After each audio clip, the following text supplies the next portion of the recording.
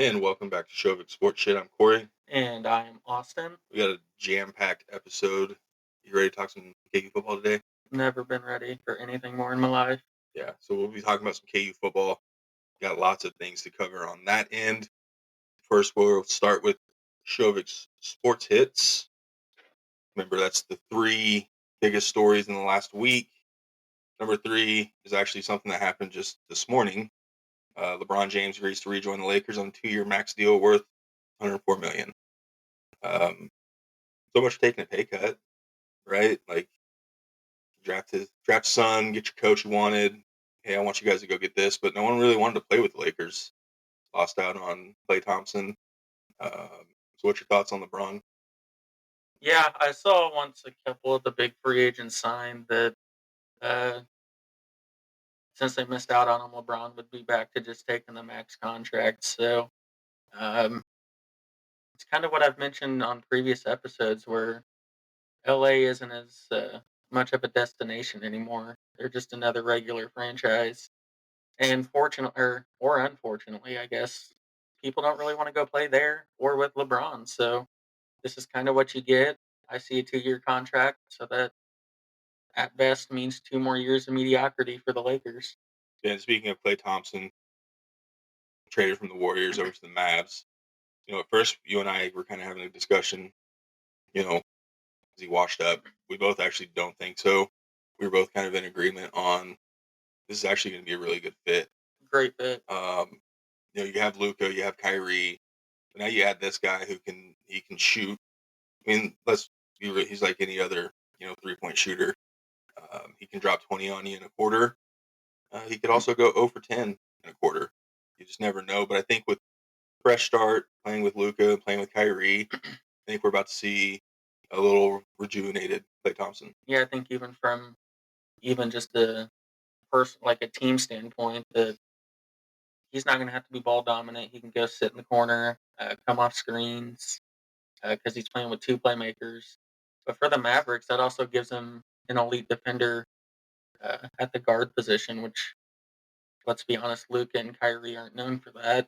And Luka kind of got, I don't want to say exposed, but in foul trouble and used against him defensively. So I think it's a great fit all the way around. Um, Klay Thompson's dad was a little sad, but I think that just goes to show that the Lakers, it's not a place that you're jumping up to go to anymore. Yeah, and, as much as I think Klay probably did want to go to LA, they're not going to compete. No, They're not going to, even as bad as the West is probably going to be, and you still got the Thunder, T Wolves, Nuggets. Nuggets. Then after that, maybe the Suns if they can stay healthy. Um, Mavericks definitely are here to contend now, to where you don't necessarily know what the Lakers are going to do. So let's jump into number two for the Shovik Sports Hits. So last week we had talked about um, our thoughts on draft with uh, Kevin McCullough, Johnny Furphy, and Bronny James. We thought it was going to go Kevin, Johnny, Bronny, and in fact went Johnny, Bronny, Kevin. So Johnny was drafted 35th overall, San Antonio, but was traded over to Indiana. I didn't realize Kevin Bouchard. Kevin Bouchard. There's a guy that the GM at Indiana is a KU alum. He played basketball at KU, so There's a little love there. Okay, that makes sense. they didn't have him in there for a draft workout at Nope, all. Um, but they relied on kind of what Coach Self was telling them. Smart. And then let's go to number 55. Who saw this coming? I can't believe it happened. Bronny James to the Lakers. Shocker of the Yeah, draft. man, at 55. I know that there were some talks that the Lakers, no one was going to draft this guy. I'm not going to sit here the dude got drafted. Cool. I'm not going to be the guy that sits here and rags on a dude for getting drafted. Um, but realistically, he probably doesn't get drafted if he's not LeBron's son. I agree. He got drafted and got a pretty decent contract for being the 55th overall pick. But yeah, I mean, we can all say what we want about his talent, but I mean, we all knew if he was there at 55, that was the pick. Yeah. One pick later, Phoenix drafts Kevin McCullough and trades him to New York. I actually kind of like that fit. Unfortunately for Kevin, he's not a Villanova alum. Did you read what their GM said though? I did not. Yeah, their GM said that they love Kevin McCullough and they see his ceiling as another Josh Hart, which they obviously love. Um, Said that he'll make his name early on effort, rebounding, defense, and then they hope that he can develop into an acceptable offensive game like Josh Hart has. Yeah, I do like the fit. I really do. Um, it's a team that's, they're not quite there yet, but I do think they're one of the top three in the East, um, especially when they got Bridges to go along with the other three Villanova guys they have on top of OG. OG's there. Um, so I do hope Kevin gets a chance because if he can stay healthy, he's pretty good, and we saw it last year at KU. Those days that he, having off games, the knee was definitely bothering him a little bit. Um, so that kind of rounds out the draft, opposite of what we thought. But again, we're not draft experts. We don't really pay too much attention to the NBA, for that matter. And then number one, good for this guy. 5 years, 314 million max contract. Jason Tatum, fresh off the NBA Finals, NBA championship. I know you hate the Celtics. So what's your thoughts on Tatum getting the bag? Maybe not even just Tatum individually, but NBA players are getting paid. Uh, I know he, at this point, probably the biggest star in the NBA, but annually from contract, I mean, this dude's making more than uh, anybody. So it pays to play basketball, but I'm not going to sit here and say he doesn't deserve it. The best player on the best team just won a finals. He's still young. He's still at the age where he can still get a little better. Yeah, absolutely. Um, I don't hate it, just given what the contracts are. Just because I don't like the team. I mean, the dude balls out. He's balled out from day one. Um, Good for him. I'm happy for him. Like anybody who can get paid, I'm all for it. So prior to him getting that deal, Jaylen Brown was the highest paid NBA player. He signed the max deal last year. So nothing like getting him last year, and he had his 1 year of being able to say I was the highest paid NBA player. Goes out, wins a championship, gets an MVP, and then Tatum gets 4 for 314, 5 for 314. The Celtics have a nice core, and it's locked up now because they also extended White, White Brown and Tatum. Sounds like a law firm. That's a nice little core to have. Uh, they'll always have really good role players because Al Horford will never retire. Dude just keeps playing. I don't know about Porzingis. I don't know what his contract looks like, but um, I don't know. I hate the Celtics, but for all the shit that the Warriors are getting about how they haven't handled the roster the last few years correctly, the exact opposite for Boston. That team's set for a while. Yeah, and I think Brad Stevens goes from coaching to basically running shows GM. Done a great job. He's been a great help to Joe Mazzulla. Um, the East is getting better, but I think the Celtics are still set because unfortunately they're not really bringing anything in to help. So they're kind of relying on the guys that they had for this year. I know that didn't really pan out too much for the Nugs this year, even though the Nugs were still in contention. So we'll kind of see how that goes. So that'll round out this week's Show Sports Hits. And now, the main event, KU football. Who would have thought? Yeah. So good timing on this. Big 12 poll, preseason poll came out yesterday. Get your thoughts on the Big 12 preseason poll, and I'll read them off to you. We'll start number one and go down to this is just the top 10, but obviously that's not going to matter, the bottom part of it. Number one's Utah. They had 20 first place votes. Number two, K-State Wildcats, had 19 votes. Number three, Oklahoma State, 14 votes.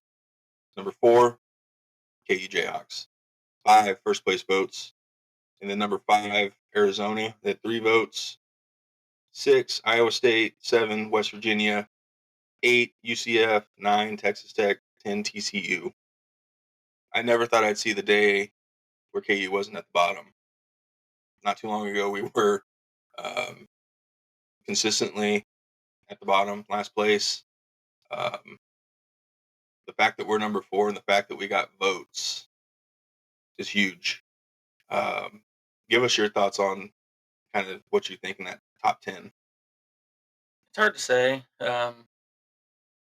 Even as a KU fan, I don't think I necessarily disagree with it. Um, Utah's always been kind of I won't say powerhouse, but they've been a stout team for the last 3 or 4 years. So I don't disagree with that. Uh, K State is just fuck them, first of all, but second of all, I mean, they're pretty consistent. They're usually in the running every year anyway. Uh, Third place, Oklahoma State. That's the wild card for me. You just don't know what Oklahoma State team you're gonna get. Yeah, Um, some years they're dominant. Some years they go on a little losing streak and then figure it out towards the end and become decent or kind of in the running at the end. I don't even necessarily disagree with KU at 4. Um, I biased opinion. I think we're better than Oklahoma State just because we're returning so much. Um, I personally think it'll be a 3-team race with Utah, K State, and Kansas. Uh, and I would even say Iowa State and Oklahoma State should be neck and neck. Um, but I don't disagree with the preseason poll. I mean, you could have an argument for any of those top 4 going in any order you want, given what's important to you. Uh, Kind of recruiting classes, the history of your team, any of that matter, returning players, whatever's important to you, you kind of have an argument for all of those teams. yeah. As much as it pains me to say, I kind of do like K State at 1, just because consistency. Hyman's done an outstanding job. Um, Small sample size from Avery Johnson, but from the small sample size we got of him last year, he did pretty good. Um, Two-headed backfield, really good running backs. Their defense has always been pretty stout. Yeah, they play that 3-3-5, which is usually not that good, but they know how to run it, and it's extremely effective in a pass happy conference. And I think one thing, and I was looking at K State's schedule. I mean, they play some of the top Big 12 teams, but all of those games are basically home, and that makes a difference. Manhattan's a tough place to play. KU's got to play in Manhattan this year. Um, I mean, again, trying not to be completely biased, so I'd still do like K State to win the Big 12. Um, I'd rather go K State, Oklahoma State, KU, just because Utah. I don't know enough of Utah, but I would still put them in the top tier of the Big 12 just because they were really good. And if Cam Rising plays, that kind of sets him apart because he's in like his 15th year at Utah. Uh, Quarterbacks do make a difference, and that kind of takes us into. I mean, with KU, we're only as good as our quarterback, and if he can't stay healthy, I'm not confident in our backups. Yeah, we don't have the luxury of Jason Bean stepping in this year. And it's nothing against what we have on the roster now. The only difference is we don't really know what we have. Um, the confidence we had in Bean comes from seeing what he had, even with previous coaching staffs. We knew what he had, and we knew what to expect with a good coaching staff. Uh, it was a huge luxury. There's no other way to put it. Mention it with the Falcons with their 2 quarterbacks. Yeah, It it may not be that important, but it is a luxury to have a good backup quarterback. And if Daniels doesn't stay healthy, then we could very easily be at the bottom of these standings. yeah, middle to bottom. I do agree, just because I think it'll still be Cole Ballard. I know that there's a freshman that they're really stoked about. We're working in a new offense coordinator this year too. Not necessarily sure what the offense is going to look like, which is that's why it's that much more important that we do have a healthy JD6 to go with that.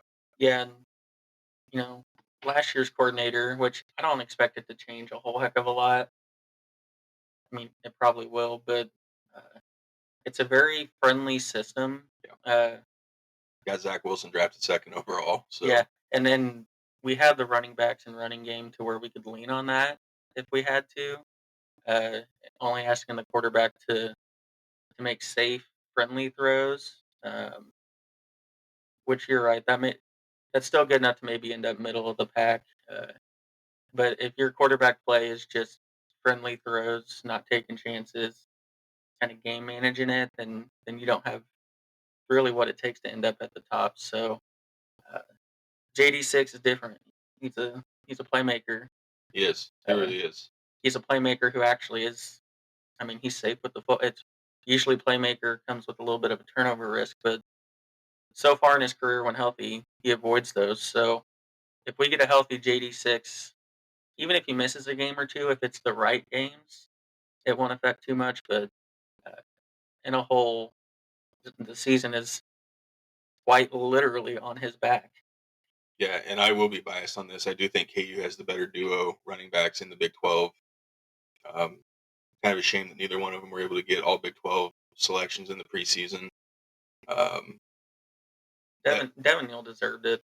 Um, Not even trying to be biased. This dude, really good recruit, wanted to stay home, wanted to be part of what's taking place. He wanted to be part of the change, um, and he's been smack dab in the middle of it. It's not to take away from Ollie Gordon and the others who got these, but I don't know if there's a player in the Big 12 or honestly the country uh, who deserves more love than Devin Neal. yeah, because I think PFF had Devin Neal as like the fourth rated running back in the country. Um, if not fourth, it was definitely top 10. I don't have that on me right now. So let's run through this Big 12 preseason offensive all Big 12 team. Um, this has no KU Jayhawks on it on the first team, just so we're clear. Shadir Sanders, your quarterback, Colorado. Ollie Gordon, running back, which I still like Ollie Gordon. He's a beast. Um, then your second running back's Taj Brooks, Texas Tech. There's a fullback on here. Hey, Steve-O Klotz, Iowa State. Then your receivers are Tetatoria McClellan, Arizona. he is a stud. And then UCF, Kobe Hudson, Iowa State's Jaden Higgins, Oklahoma State's Brendan Presley, also really good. Tight ends, Brant Kuth, Utah. I think he's one of the better tight ends in the country too. And then your offensive lines, Jonah Savalanesia, Arizona, and then Luke Kandra, Cincinnati, Dalton Cooper, Oklahoma State, Joe Mikowski, Oklahoma State, Wyatt Millum, West Virginia. Your place kickers, Tyler Loop, Arizona, and your just overall kick and punt return is Dre McCray, who is super fast, Texas Tech. What's your thoughts on the first team, all Big 12 preseason team? I mean, I kind of agree with it. You got to think the positions that KU has quote unquote stars, quarterback, Shadur Sanders, however you feel about him, his dad, the program. He has talent. I get it. I'm still picking JD6 to run my squad if I had to. Um, that's probably a biased opinion, so I don't completely disagree. And then Devin Neal at running back, maybe not over Ollie Gordon, but probably most people would take him over Todd Brooks. Again, nothing against him. It's more just lifting up Devin Neal. But KU's never had, well, not never, but he doesn't really have the elite receivers. They just have the reliable receivers. Never had the elite tight ends, just reliable tight ends. There's some changes on the offensive line, so I get it. I think at the end of the year, that center we got from A&M will be first team All Big 12. Dude's a stud, working his way back from some injuries. Really glad to have him, but I don't disagree with honestly a lot of it. Maybe Devin Neal's second team is the only actual change I would make. Yeah, I agree. And again, we don't have the flashy receivers. I wouldn't expect Lawrence Arnold or even Luke Grimm to be all Big 12 first team, even though those guys do make plays every week. And then tight end, obviously we lose Mason Fairchild. So I mean there's some changes there, but you know, again, new faces. It's preseason list, right? So I mean, this is just kind of what the coaches think. Um, Transition over to defense. We do have a couple guys on defense, which we're both super excited about. But we'll start with D line. You have Tyler Beatty, BYU. We had a chance to see him last year. He's good. He's really good. Yeah. Um, Dante Carleone, another really good one. We had a chance to see him our last game of the season. And then Colorado, B.J. Green. Then UCF, Lee Hunter. Utah Junior Tafuna. And then linebackers, Jacob Manu, Arizona. Nick Martin, Oklahoma State. Colin Oliver, Oklahoma State. Oklahoma State does have some stud linebackers. Yeah, they usually have some athletes. Let's get to the D-backs. First one, Sicario Davis, Arizona. Travis Hunter, potential top 3 NFL draft pick next year. I think they're still hoping that he plays just on the defensive side. I know he was two-way last year. Another defensive back, Jeremiah Cooper, Iowa State. Then our boys Kobe Bryant, Melodotson. And then your punter, Jack Bowmeister from Utah. I think those are the 2 defensive guys that we're going to lean on quite a bit. We have been leaning on those guys quite a bit. What's your thoughts on the cornerback duo? I mean, anyone who knows me knows I love defense, but I love me some good corners. These are 2 of the better corners in the nation. Are they perfect? No. I mean, these are college corners. There's still growth for all of them. Even Travis Hunter, who, top 3, 5, 10 draft pick, still work to do. But as far as coverage goes, playmaking goes, and for me, most importantly, tackling.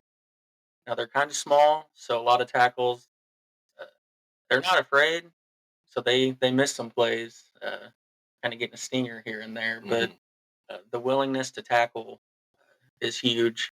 Um, yeah, I'm sad that this is probably the last year we're gonna have this duo, but I'm gonna enjoy every game because I mean we saw who was it against Kobe Bryant laid pipe in the backfield, forced a fumble, scooped it himself, and scored a touchdown. Was that That BYU? was against BYU. Yeah, I mean these dudes are studs. I don't know if that'll translate to high draft picks in the NFL or not, but as far as college goes, these are good corners, and they've really had to be um, because even as a key, we don't have a great pass rush, so sometimes they have to cover for a bit. We haven't had the greatest linebacker play; it's gotten better. Uh, so them being able to help provide reinforcements in the run game, I mean, it's huge. Their value can't go unappreciated. I mean, we say JD6 at quarterback, but if we lose one or both of these 2, it kind of changes the defense up quite a bit. Yeah, we saw Melo get some stingers last year and had to come out. It's not that Lassiter wasn't good. It's just they immediately went after Lassiter. And that's smart. And Kobe Bryant's good enough to where that made Dotson that much better because the team started throwing at Melo more. Um, I know it was a rocky start. I remember us watching a few games where we're kind of like, who is this dude? Why is he? Like, what is he doing? And then all of a sudden now he's first team All Big 12. Um, just going through the defensive depth chart and just defensive in general. Dylan Brooks is a big time transfer that we got. He's hopefully going to provide some of that pass rush. Um, I think another name that people need to remember, and of course we'll know, is OJ Burrows. Stepped in at safety. Uh, we lost Kenny Logan. It's a huge loss because he was kind of the glue to the defense. I have full confidence that OJ Burrows is going to fill in, take that next step. Played in every game last year. Hard hitting guy. Um, Plays a little risky, but I mean, when you're a hard hitting safety, that's kind of what you do. Yeah, that's definitely one name, and then another one. He kind of became my boy last year. Was Wheeler. I believe he was a Michigan State transfer. Michigan. Michigan transfer. Started to play a little bit more towards the end. That dude's a stud. He not necessarily flashy, but it's the football IQ. He's normally where he's supposed to be. He makes the play that's supposed to be made. Um, gonna get any kind of postseason awards or anything like that? Probably not. But um, he's definitely one to keep an eye on because he could become a very huge part of our defense, especially if we make a Big 12 title run. And a true freshman that I want to highlight, one of the highest ranked recruits that KU's received, DJ Warner, 6'3", 215 from Desert Edge High School in Arizona, part of a trio. So we were able to snag three different defensive players from this Desert Edge High School. Everything you read on DJ Warner is, as a true freshman, he has NFL potential already. Probably a little overblown because we haven't necessarily had a chance to see him play at high level college football. Um, Good build. Uh, just watching some of his tape, dude can move. Dude's fast. State championship game, he had a hell of a day. I do remember that. I don't remember the necessary like the full stat line, but I believe he had a strip sack fumble there at the end to kind of help seal that game. Uh, these true freshmen are going to be huge for us this year. This is the how you build a consistent program is true freshmen, high school recruits. Yes, the transfer portal's cool. Yes, it can fill gaps quickly. Um, but these true freshmen are kind of the next step of okay, the foundation's laid. Now you're starting to build the basically the body of your program. Um, what's your thoughts on? I think most of the true freshmen are going to be on the defensive side this year. Yeah, and uh, this is really where we find out how this coaching staff is. We're starting to get some of the prior staff's players out, some of the new staff players in. As far as the high school recruits go, um, I'm excited. Uh, I don't, I don't weigh too much on uh, the stars by chance, but uh, more along the lines of trusting the coaching staff for getting the players that they want. Um, I'm excited to see him grow. From what I've seen so far, this coaching staff knows what they're doing. They've given me a nice 2 or 3 year stretch of KU football that I didn't think I might ever see again. Um, I don't. Like, they're the type that they'll earn their spots, and if these freshmen are truly as good as we think, they'll play. Yes. This coaching staff isn't like, oh, you're a freshman, you wait your turn. My favorite thing about Lance is week after week, you bust your ass, you put in the work, you'll get a chance. And I think that's the reason why he's able to get some of these recruits. If this guy hypothetically was good enough to go to like Alabama, that's a place you'd have to sit minimum 2 years to wait for the guy in front of you to go. No matter how much work you put in, no matter what you show. Um, so I'm excited. This coaching staff, I trust them. They've given me no reason not to. Um, I'm glad they're attacking the defense. I'm glad they're attacking the trenches on both sides of the ball. Shows me the coaching staff knows where the game starts, but I'm excited to get some of these athletes. Everything I saw in that recruit kind of reminds me of Dorn's long, lengthy, athletic. Uh, may not be an elite NFL pass rusher, but he was an elite college rusher. So I'm excited. I mean, we have a direction that we know this program's trying to go, and it's exciting. Yeah, another freshman that I'm going to put a spotlight on is the second one from Desert Edge is John Kamara. This is a linebacker, 6'3", 205. Linebackers, the depth issue, obviously. So, I mean, he could come in and play um, good minutes right away. He probably will start on special teams to begin, obviously. But this is the name that, I'm excited about because, again, was able to see some of those Desert Edge high school games via tape. And these guys, they fly around. I mean, for high school kids, obviously the high school was a lot different than when we played. Um, so that's just another, obviously, we want to talk about the offense, right? But, we got to highlight the defense because obviously that's going to be the weak spot in a conference that these teams can put up points. Yeah, Uh, and that's usually the difference from teams being at the top or winning the Big 12. A lot of these teams have good offenses. Um, it's the teams who show they have an ability to make plays and do okay defensively. In K State, think about it, they usually have an okay offense at the worst case, but they always find out a way to just figure it out defensively. Iowa State usually okay at offense, but always has an elite defense, so they're always in every game. And I think that's how Utah is going to be. Don't know what to expect offensively, but we do know their defense is always elite. So um, offense is what everyone pays attention to. It's kind of why most people watch the games. But teams win the game if you're able to play defense. So uh, K's looking like they're trying to focus on that a little bit. bring in guys they want who can fly around. And so, I mean, obviously results are to be determined so far, Yeah, yeah. but the attention to detail, uh, them kind of prioritizing it, it's at least a good first step uh, at being good at offense and defense. So it's exciting. Yeah, so now let's transition over to the offense. Dalton Wasserman, via the PFF College Football Show, basically he's saying what most of the national writers are saying. If Jalen Daniels is healthy for all 12 games, KU is going to be in Big 12 and playoff contention. Again, this is new to us. You know, never thought we. I mean, I think it helps going to a 12-team playoff, obviously, right? But I mean, that's kind of this sediment around this KU team is JD6. Devin Neal can only do so much. Highshaw can only do so much.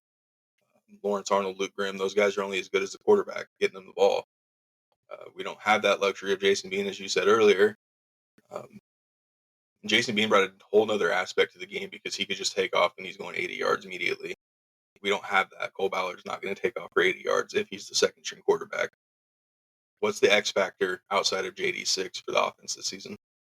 I think it starts with the offensive line. Those of you who listen to all of our shows are probably not shocked by my answer, knowing that offensive line, defensive line, that's where I just think everything starts and where games can be determined. But for KU, losing Dominic Cooney, um, Hurts.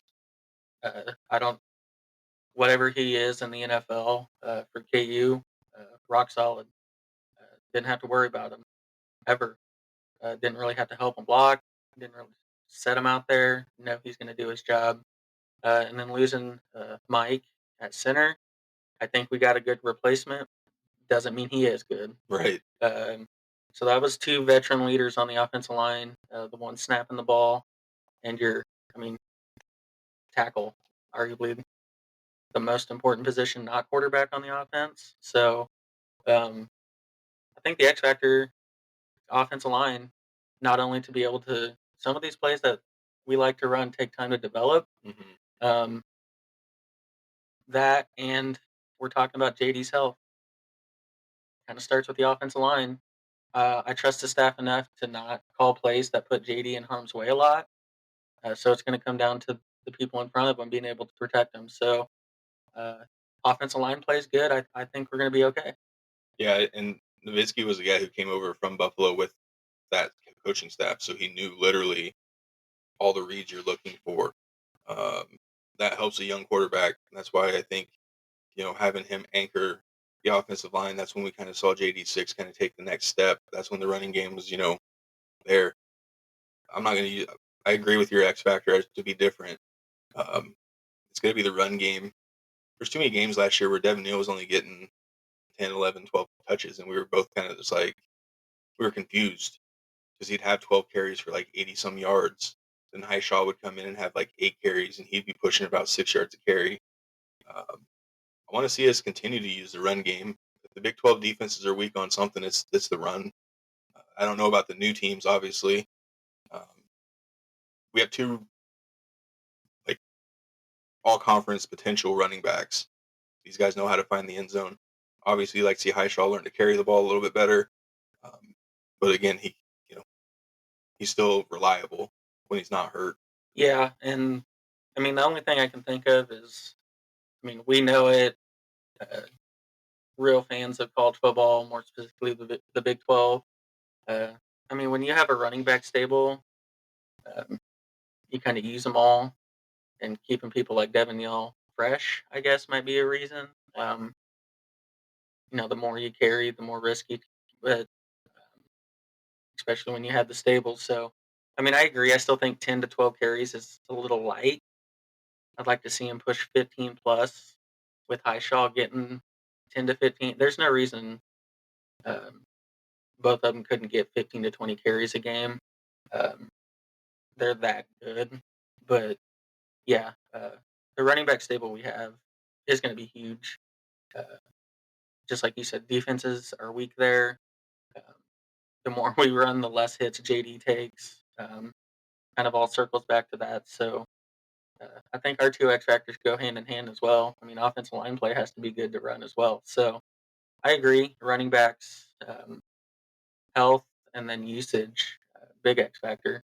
Yeah, and that's not to say this new OC doesn't come in and use both running backs in the same packages. I know Andy Kotelnicki, there was a few times where he'd have JD6 at quarterback, he had Bean out there at receiver, and then Highshaw and Neal in the backfield.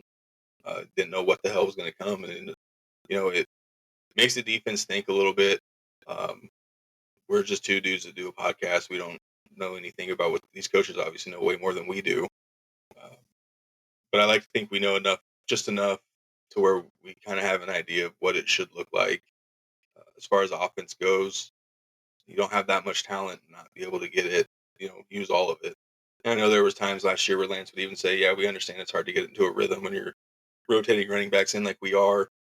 Um, but even then, we had some good running backs last year that didn't even really see the field, um, except in trash time. I mean, there was a few games where I think our top four running backs had a touchdown in the game. So, you know, it is what it is on that part. I just think that in order for us to be successful and keep JD as healthy as possible, we got to run the football a little more.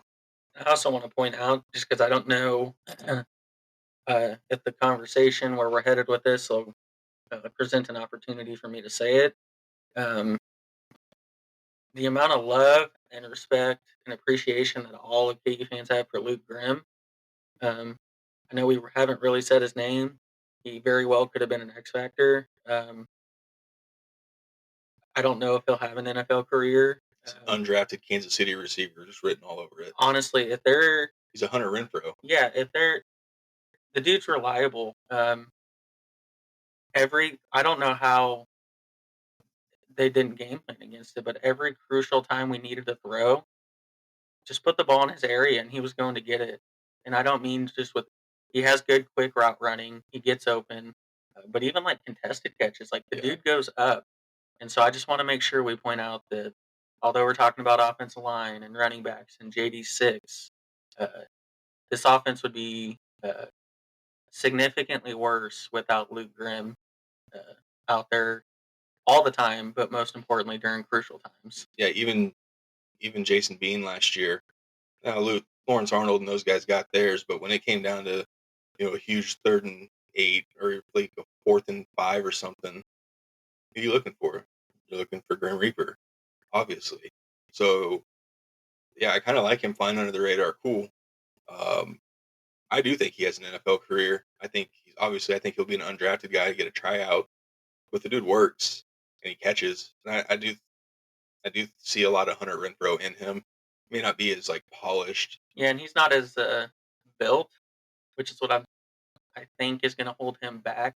He is a little guy, and that helps him in what he does. But he's not as built And he's not the and burner. physically. He's not a burner either. No, and that's really what teams look for. But he, I love players who are reliable, and you know what you're getting from them, and you know what you're getting from Luke Grimm. He's a hands catcher. He's a great route runner. And I don't know if it's his love for football or if it's his love for KU or both, but he will go in there and put his health and safety on the line to make a damn play. I love those types of players. So just want to make sure we give Luke Grimm love. Um, I'm excited to watch him more than almost any KU player. Dude's gonna ball. He's gonna have 1,000-yard season Yeah. So one if last. JD6 is out there all the time. Yeah. I'm not going to sit here and say that our season's going to be completely ruined if the JD6 isn't out there. Um, but it's not going to be good, right? Like Yeah, I you're mean we still can. going to sit a bowl game, Yeah, we'll still get 6. Timing of the injury, obviously too, but right? um, if we'll just even go last, JD only plays the first couple games, and then we're stuck with Ballard or whoever the backup is. It's a good enough staff. There's good enough schemes. There's still good enough players to get 6, 7, maybe 8 wins. I think it. We. I don't want to guarantee it because I mean, that's how stories are made sometimes. But your chance of winning the Big 12 and making this 12-team playoff. Significantly declined. Yeah, I don't want to say it's not going to happen because you play the game, anything can happen. But um, it how high we can go does rest on the health of JD6, but the season's not ruined No. if he gets hurt. Um, I think this coaching staff and the players have proven the next man up doesn't end the season for KU anymore. No, but if this was 4 years ago, we might be seeing a different story. Absolutely. Next man up at that point was not a good thing. Yeah. We're to the point now where we're building depth. Goddamn, dude, it's been so long. And I know we joked around last week about me being a homer, maybe being unrealistic. So I'm trying to be as realistic as possible for you guys. Um, so with that being said, we're going to go through the schedule. I'm going to try not to make them go 12-0. I'm going to try to be somewhat realistic on this. We might have them go undefeated, but we will mention. I have a really good feeling we think they're going to win every game. I'm usually the one that tries to be realistic, but at how our team sits with full health, which is how we're going to go on this, I have no doubt we think they're going to win every game. We'll try to be realistic on mentioning the games that we think could actually truly go either way, but we're still going to chalk it up to a W, just with the greater potential of an L. Yeah, and I want to mention, I saw a video this morning. This guy from CBS Sports, and I think it was Travis Goff who may have reposted it. And there was a guy on CBS Sports talking about how the state of Kansas is truly blessed right now, just based on where KU and K-State both are as a program. Um, I know we say we don't like K-State often, We all the don't. time, We and we don't. don't. But the fact that both schools are getting national love, it's awesome. Just because not too long ago, it was literally just K-State. Yeah, I hate K State, but nothing would make me happier than the Big 12 coming down between the two schools in Kansas. Um, that would be awesome. I still hate K State, uh, but for the heartland of America to get the love, it's exciting. It honestly And is. we've had friends who've gone to both schools. We've had friends who graduated from K-State. Um, they're obviously not the smarter ones, but we've had friends who went on to KU. Those are the smarter Those are ones. the smart ones. Um, but I think even last year, as we were talking about Oklahoma and Texas, for some odd reason, going to the SEC outside of money, um, we said pretty quickly that this should be a KU K-State every year type thing, unless obviously there's rumors KU possibly going to the Big Ten in the next few years. Not sure. We won't get too far into that just because I don't think there's any merit to that. Um, but there's absolutely no reason every year it shouldn't just be KU K-State. They're both battling it out for the Kansas high school players. Um, I still think K-State has an edge just based on program, but KU slowly getting there. They're slowly starting to get the Kansas City kids, which is huge. Uh, I know the 5-star tight end picked K-State yesterday. It's a huge get for K-State. That's awesome for them. Um, just another Kansas kid to add to their kind of already stacked Kansas roster. Um, but I just thought that was really cool to see national media talking about the two Kansas colleges. I mean, never think about that. No, I mean, you have it. It's usually K State gets a little bit of national love for football. Uh, KU gets the national love.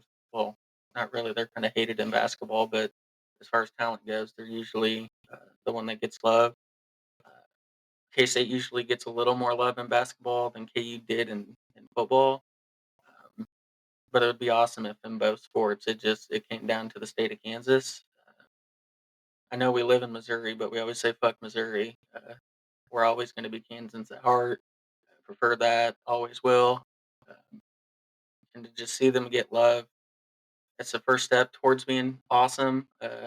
Before it to truly happen and work and all that way, it would be even sweeter. Yeah, so let's dive into the schedule now. When? Yeah, I mean Oh, Lindenwood's game one. We were kind of hoping they were coming to Lindenwood since we're only like 45 minutes from Lindenwood, but KU would never do that. Weirdly enough, KU's not playing any games in Lawrence this year. Um, yeah, right? wow. Schedule makers had it out for us. Super stoked that they're playing some games at Arrowhead, though. That takes me back. That's that KU Missouri vibes. Finally, Arrowhead's going to sell out. See a good football team. Oh wait, so we're agreement. 1-0, Kansas versus Lindenwood. Here's a tough one. On paper, KU should win this, but it's still a road game at Illinois. Um, Not necessarily sure what the Illini are going to look like this year. Don't have any inside track on what they do. I know that it was a good game last year in Lawrence. They lost a few of their defensive pieces. I mean, even last year when they lost to us, those D tackles were making some noise and making some plays. Not on Pooney, though. Not on Pooney. It should still be a win. I agree. Road games are always a little difficult, like you said. Second game into the season, you'd like to think you'd have a full roster. I actually think it should be a pretty easy win in the end. It's 2-0. Third game's a bowl game rematch. UNLV's coming to Kansas or wherever the game's. But I think this one's going to be at Children's Mercy Park, where Sporting KC plays. I think it's a win. I think that stud quarterback that UNLV had in the bowl game transferred. I think he went to Arkansas or something. So I like us going 3-0 in our non-con.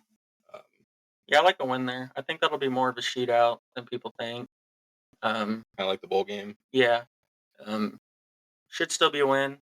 It's going to be kind of more of a neutral game than a home game, I guess, but should be a win. But I actually think that'll be the best of the 3 non-con. Yeah, and then KU opens up Big 12 play on the road at West Virginia. This place sucks. So bad. I absolutely hate playing West Virginia on the road. Even in basketball, I don't know if it's the travel. I don't know what it is. That place is tough to play. That being said, I still like us getting the win. Yeah, I don't. West Virginia is not even in the same spot they were not too long ago. I think this one will be a fight. Uh, Probably a good game just because, like you said, in West Virginia usually is, but that's a game that should still be won. Yeah, absolutely. TCU comes in next. I think that's an Arrowhead game. Not a game I want to see on primetime in Arrowhead. There is one on here that I do, and we'll talk about that one when it comes up. TCU's okay. Lost quite a bit from last year's team again. I still like us to win this game. Yeah, this isn't one of the ones where I think could go either way. I think KU has that one. These are the games that I noticed that Lance was talking about, and is like, I don't know, it was I think a camp, and they were asking about some of the games. I know he was nervous about playing games on the West Coast time or different time zones going back west. So the first game for that is Arizona State. Not a chance we lose this game. We may come out flat, but Arizona State's picked to finish last in the Big 12 this year. Not a good team, but this could also be a game that we may fuck around and lose. Can't put that past us. Yeah, we still have a little bit of that natural KU football in us still. I think last year that was our Texas Tech game, if I remember correctly, Yeah, where we still had that KU football in us. Uh, I think even if we had that KU football in us in this game, it should be a win. Um, like you said, this team's bad. Um, this one would hurt if we lost. yeah, it would. Now that's not to say we get there and both teams undefeated and it all looks different, but before the season starts, if that's a game where we think what it's going to be and we lose, that's going to be a reevaluation of things immediately after. So that would put him to 6-0. Next game, it's Houston. That's a home, air quote, home game. Feel the same as Houston as I do every time we've played Houston. I like this game to be a win. Um, Even a couple years ago when KU went down to Houston, that was kind of the turning point. That was the Tank Dell game. and the Houston hasn't had a nasty pass rush or defensive line, and they didn't do shit. Well, Clayton Tune was their quarterback, And that you're right. That was kind of the and we won. Like they, it was we kind of let off in the second half, but it was still a convincing win where we kind of started thinking, okay, this team might actually have something in it. yeah. And then a couple weeks later, um, College Game Day came, and obviously we know what happened there, so we won't get into that. This game, I don't like this game being this early, October 26th, KU at K-State. I kind of want this game to still be one of our last games that we play in our schedule, but they don't see it that way. Um, I'm gonna. I don't know if this is the year that we end the streak. It's in Manhattan. Um, I'm gonna give them. I'm gonna give them a loss here. Yeah, it's in Manhattan. It's gonna probably end up being a late night game or even an early morning game. Where I mean, K-State fans are still. It's still a rivalry game. yeah, and it's a year KU's supposed to be kind of good. So I don't. My gut says it is going to be a loss, strictly because of where the game is played. I think going into the season, these two teams are actually very similar. Um, it's one of those where I think the betting line would go to the home team, Yeah. and I'm with you. I think it'll be close, uh, but I think that momentum of the home crowd late in the game And makes a difference. still the So eighth game of the season too, right? So it's just like so much can happen in those 8 weeks. Like, are we going to have our quarterback? Are they going to have their players, their key players? But just for sake of argument, everyone's healthy, everyone's good to go. I like KU not winning this game and moving to 7-1. Iowa State at home, air quotes home. I like that as a win. Even though Iowa State always plays pretty tough, I know they got a pretty good quarterback in Rocco Beck. Um, made some noise last year as a freshman. I mean, I don't think he's Brock Purdy level, and I don't know if he'll get to Brock Purdy level, but the dude's a pretty big rock star on campus because he was a freshman last year. yeah, this is another one of those games that could go either way. I think again we should have the crowd behind us. Iowa State's kind of close and they kind of travel well, so who really Especially knows? if it's in Kansas City. Yeah, so who knows how that's actually going to be split up. Um, I know we gave the L in the K State game. I think this is one of those more 50-50. We should win, if, but this is one of those ones that I was mentioning. I'm going to give them the win, but I truly feel this could go either way. Yeah, I'm going to give them the win too. So it's going to move them to 8-1. Then we have a game against BYU. It's at BYU. They're a tough team. They are a tough team, and they played us tough at home last year. Their coach is incredible. He really I don't is. I don't know off the top of my head too much, but if you guys get a chance, just go look up their coach. Dude's a stud. He's a player's coach.